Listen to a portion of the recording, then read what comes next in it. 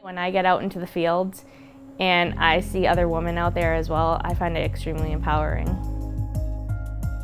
I think women still do feel that this is male-dominated, especially out in the field. And so we're trying to bridge that gap and do things, work with different groups in our industry to kind of get our name out there and let it be known that we need and want women in our industry. You know, one of the things that really grabbed me with coming here was my interview with Jess and her kind of passion and her vision and her being a woman in a male-dominated industry.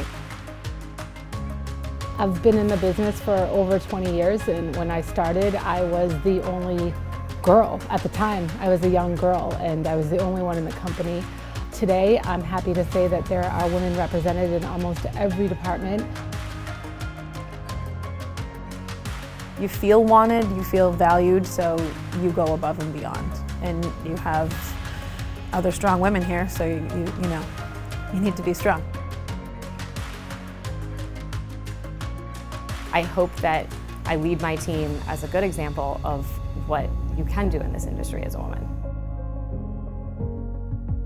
It's hard work, and we need to prove that women can do it too.